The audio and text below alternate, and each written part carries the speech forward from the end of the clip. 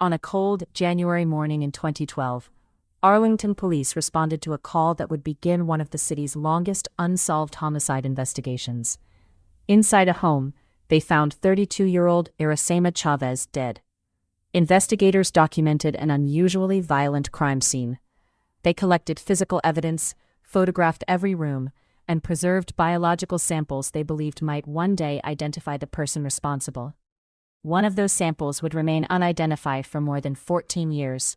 When detectives left the house that day, they had a victim, a crime scene, and evidence. What they didn't have was a suspect. And for years, they couldn't explain why the answers seemed to be sitting just out of reach. If you're fascinated by true crime cases where one overlooked piece of evidence changes everything, you're in the right place. Here on Cold Case Vault, we uncover the investigations, forensic breakthroughs, and courtroom battles behind some of the most compelling cases. Subscribe now so you don't miss our next documentary. This is the story of the investigation into the death of Irasema Chavez. It is also the story of how an unsolved homicide, preserved through careful evidence collection and years of investigative work, eventually entered a new chapter because forensic science had changed. But to understand how investigators reached that port, we have to return to where the case began. Before her name appeared in police reports and court filings, Irasema Chavez was a woman living in Arlington, Texas. She was 32 years old. Like every homicide victim, she had a life that existed long before the investigation that followed her death. For detectives, understanding a victim's daily life is often one of the first steps in an investigation. Who knew them? Who had regular contact with them? Were there recent conflicts? Did anything unusual happen in the days leading up to the crime? Those questions often shape the direction of an investigation before any forensic evidence is examined. In January 2012, investigators would begin asking those same questions about Irasema Chavez. At that point, they had no way of knowing the answers would take years to develop. On January 26, 2012, Arlington police responded after concerns were raised about Chavez. When officers entered the residence, they found her dead. The scene immediately indicated that detectives were dealing with a homicide investigation. According to investigators, Chavez had suffered numerous sharp force injuries.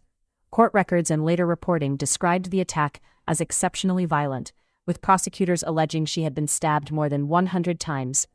The level of violence became one of the defining characteristics of the case. Detectives secured the residence, established a crime scene perimeter, and began documenting everything they could see. In any homicide investigation, the first several hours are critical. Every photograph, every fingerprint, every biological sample, every trace of blood, everything collected that day had the potential to become evidence years later. At the time, no one knew which item would eventually prove most important. One small stain inside the home would eventually become one of the most closely examined pieces of evidence in the entire investigation. But in 2012, investigators couldn't yet know that. Crime scene investigators worked methodically through the residence. Among the items documented was a small bloodstain located on a television stand. It appeared out of place. Investigators collected the sample and submitted it for forensic testing, alongside other evidence recovered from the home. The laboratory was able to develop a DNA profile from that blood. But identifying the owner of the profile would prove far more difficult.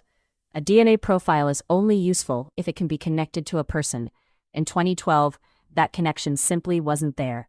The sample was preserved, the profile was entered into the appropriate law enforcement systems, and investigators continued searching for answers through more traditional methods.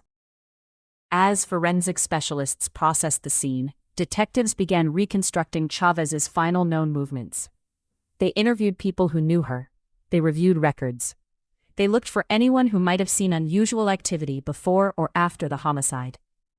Investigators also searched for surveillance footage from nearby locations. One recording would later become part of the investigative record. According to court documents, surveillance video captured an individual wearing a hooded sweatshirt in the area around the time investigators believe the crime occurred. The footage was limited. It did not clearly identify a face. It could not, on its own, establish who the individual was. But detectives believed it was important enough to preserve alongside the rest of the evidence. Like the unidentified DNA profile, it became another piece of a puzzle that remained incomplete. For years, investigators had two pieces of evidence they believed mattered: a blood sample with an unknown DNA profile, and surveillance footage showing someone they couldn't identify. Neither was enough to make an arrest. At least not yet. In the weeks that followed, detectives pursued the investigation through every avenue available to them. They interviewed witnesses, they reviewed potential leads, they examined relationships, timelines, and available physical evidence. As with any homicide investigation, each new lead had to be tested against the facts. Some were ruled out, others simply could not be supported by the available evidence.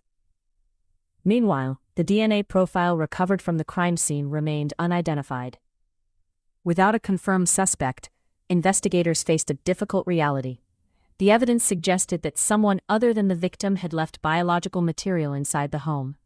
But knowing that, and proving who that person was, were two very different things. As weeks turned into months, detectives continued working the case, but no arrest was made.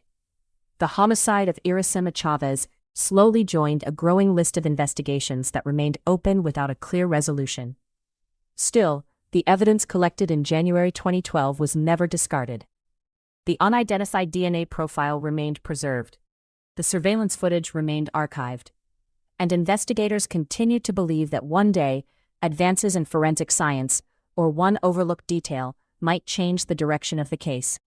What they didn't know was that the answer they were looking for wouldn't come from a new witness. It would come from technology that had not yet transformed homicide investigations.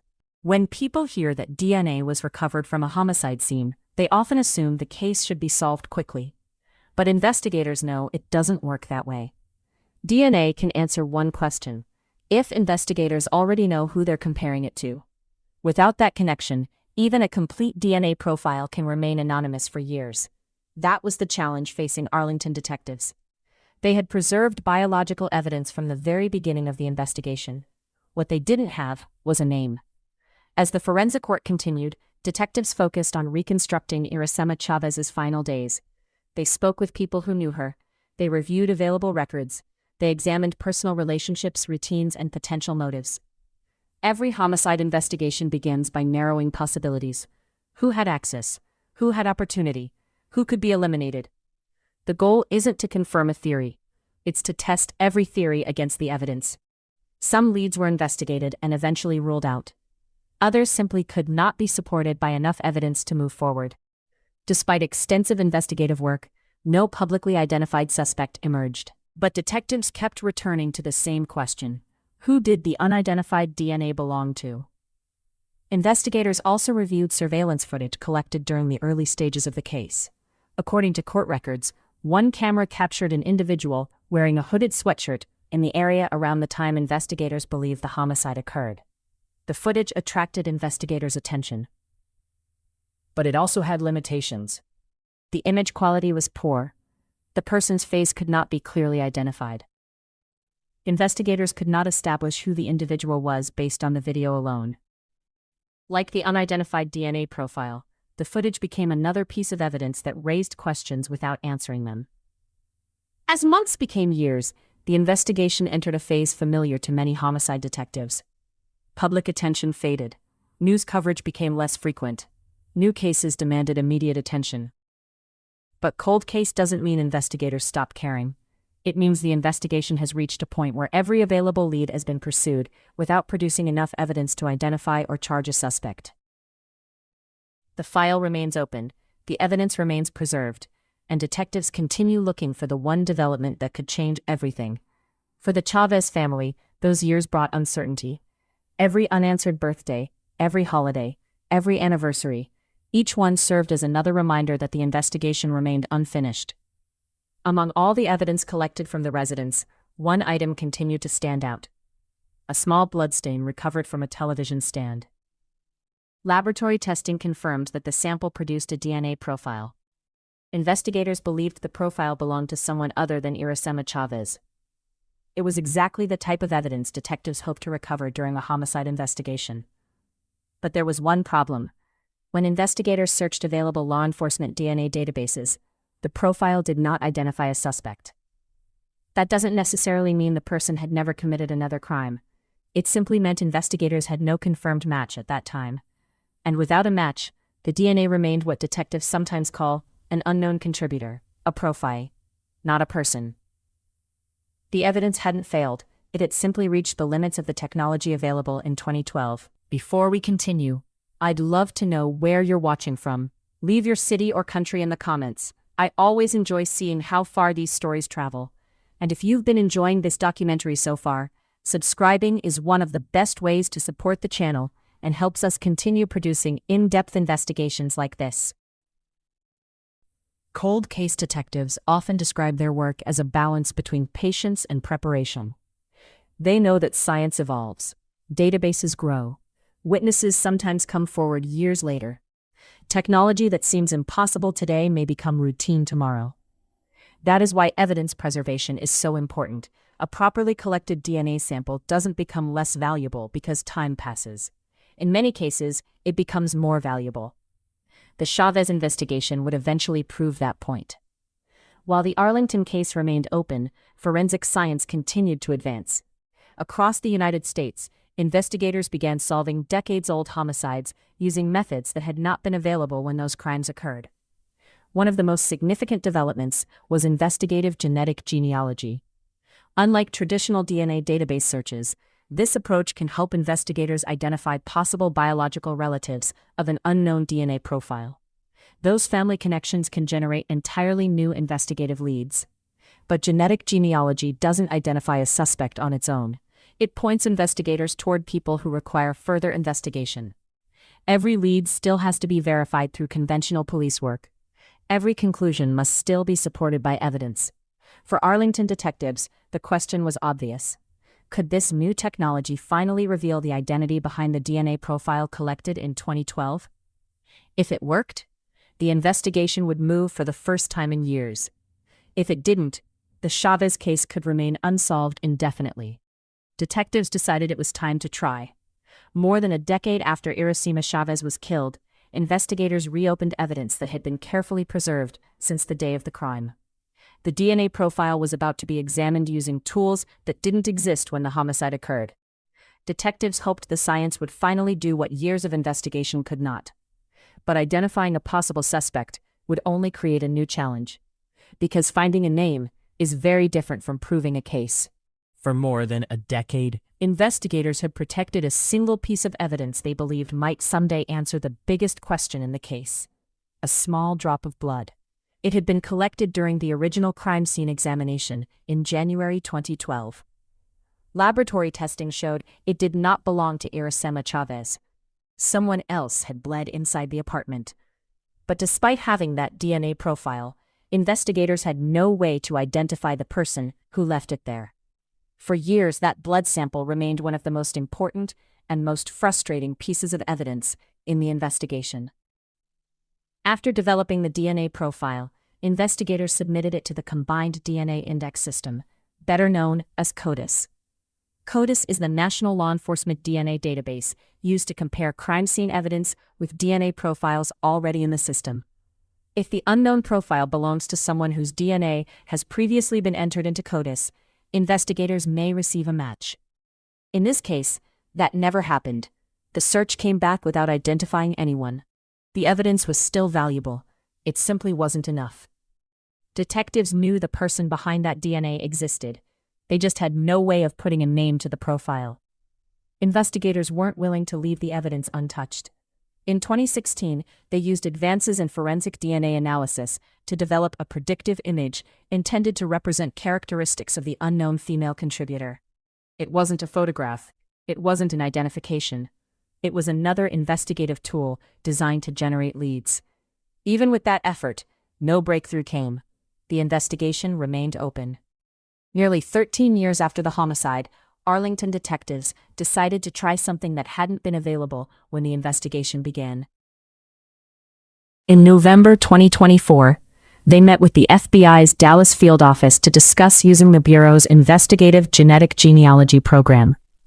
The FBI agreed to assist. Unlike a traditional DNA database search, investigative genetic genealogy looks for biological relatives whose DNA may appear in publicly available genealogy databases. Those relatives are not suspects, they are starting points. From there, investigators build family trees, compare timelines, verify relationships, and gradually narrow the field. The science doesn't identify a killer. It identifies possible investigative leads. Every lead must still be confirmed using conventional police work. Over months of analysis, investigators followed those genetic connections. One branch became another, then another. Slowly, the number of possibilities became smaller. Eventually, according to investigators, the work pointed toward a woman named Mayra Velasquez.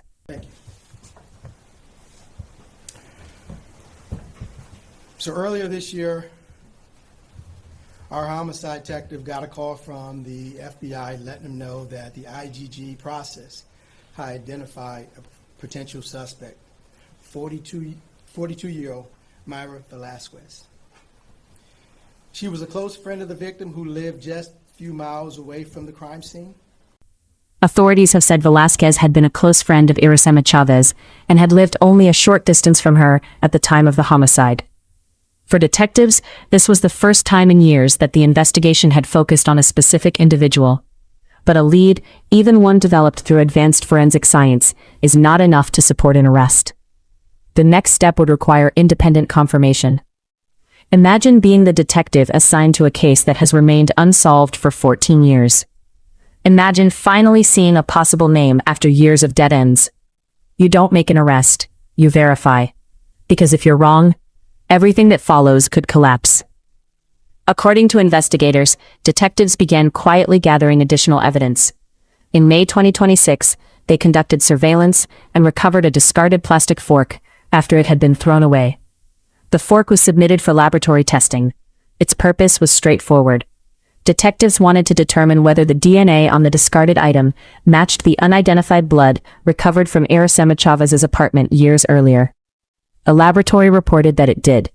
According to investigators, the DNA profile from the discarded fork matched the unknown female DNA collected from the crime scene in 2012. For the first time since the homicide, detectives believed they could connect the unidentified blood to a specific person. For investigators, the DNA comparison represented a major breakthrough. For prosecutors, it became an important part of the case they would eventually present. But DNA evidence answers only certain questions. It may indicate that a person's biological material was present. It does not by itself explain how it got there.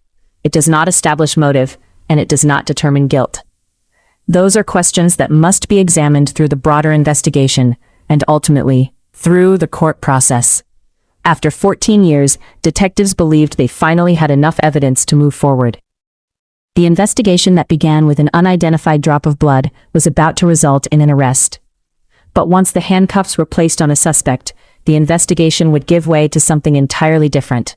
A legal battle over what the evidence really meant. For 14 years, the investigation into Irasema Chavez's death existed in a place familiar to many cold cases. The evidence was preserved, the questions remained, but no suspect had been publicly identified. Then, after years of advances in forensic technology and renewed investigative work, authorities announced a major development. A woman had been arrested.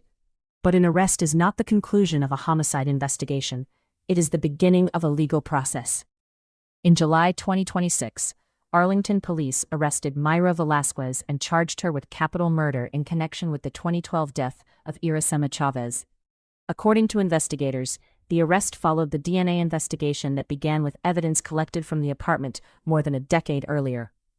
For investigators who had worked the case for years, it represented a significant moment. A case that had remained unresolved since 2012 had moved into a new phase. But the legal questions were only beginning. Velasquez was charged with capital murder by terroristic threat, according to court records. A capital murder charge is among the most serious criminal charges under Texas law. But a charge is an accusation. It is not a conviction. The responsibility now shifts from investigators to the court system. Prosecutors must present evidence. The defense has the right to challenge that evidence. And ultimately, if the case reaches trial, a jury will determine whether the legal standard for conviction has been met. After the arrest, another major question emerged. Would Velasquez remain in custody while waiting for the case to move forward? Court records showed she was initially held without bond in the Tarrant County Jail. Her defense team began seeking a bond hearing, arguing that she should be allowed to await trial under court-approved conditions. The defense position was that Velázquez should be treated as an accused person who has not yet been convicted. The prosecution's position centered on the seriousness of the allegations and the circumstances of the case. As part of the legal battle over pretrial release, the defense requested bond conditions that included a $450,000 bond and GPS monitoring if release were granted. The purpose of conditions like electronic monitoring is to allow courts to impose restrictions while ensuring a defendant appears for future proceedings. But in serious criminal cases, bond decisions often become complicated. Courts must weigh multiple factors: the seriousness of the accusation, the available evidence, the defendant's history, the possibility of flight, and public safety concerns. At this stage, the court's decisions are not a determination of guilt or innocence. They are decisions about the legal process before trial. The defense has challenged the allegations against Velázquez and maintained that she is innocent.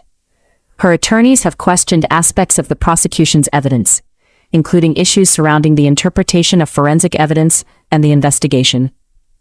Those challenges represent a normal and important part of the justice system. Scientific evidence can be powerful, but in court, evidence must be examined. How was it collected? How was it analyzed? What conclusions can actually be drawn from it? Those questions will shape the next stage of this case.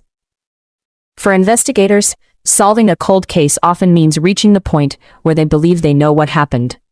For the justice system, the standard is different. A courtroom requires proof. Every piece of evidence must be presented, examined, and challenged.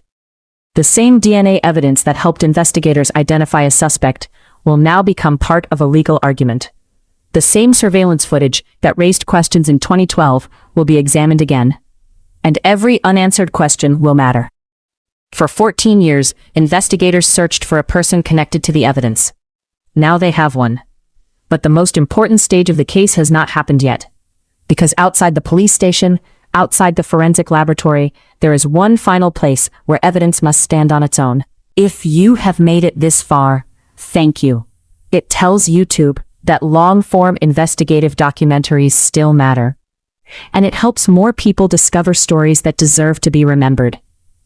If you're not already subscribed, consider joining us for future deep dives into cold cases, forensic breakthroughs, and the investigations behind them.